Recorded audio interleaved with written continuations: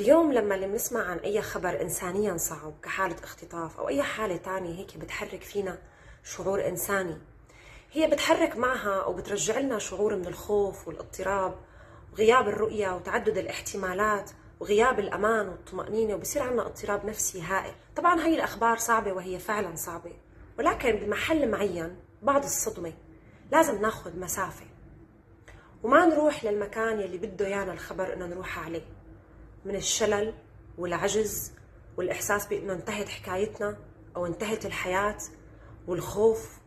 لا، وقف هون وقول لوعيك ما رح أسمح لهي الحالة بأنها تشل حياتي وتلون عالمي وصير شوف الدنيا من خلال الخوف والشلل.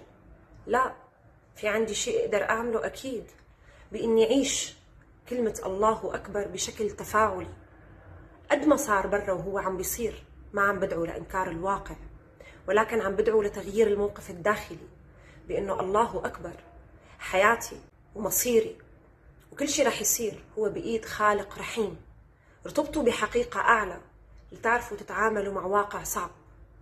بالنهاية بذكركم بأنه اللي بنحطه براسنا بيطلع بحياتنا، ما نحمله في عقلنا يميل إلى الظهور في واقعنا.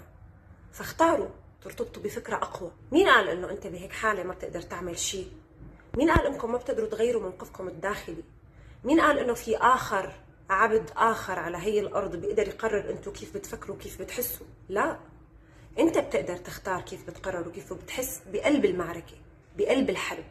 بتقدر تختار لو الدنيا كلها قايمة برا، بتقدر تقرر تقول أنا عبد لله، حياتي ومصيري بإيده رغم وجود الصعوبة والمعاناة، بس أنا مؤمن بالرحمة، مؤمن بالحب، مؤمن بالحماية، واللي رح تآمن فيه رح يطلع بحياتك مهما صار برا.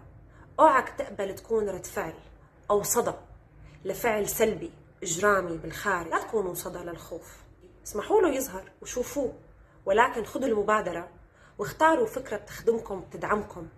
لا تروحوا مع الرايحين. ويمكن بهيك أوقات هي فرصة لحتى نقعد مع حالنا أكثر، لنرجع نقوي إيماننا، لنرجع نحسن طاقتنا، لنرجع نرفع وعينا، لأنه فعلا ما نؤمن فيه يميل إلى الظهور في واقعنا.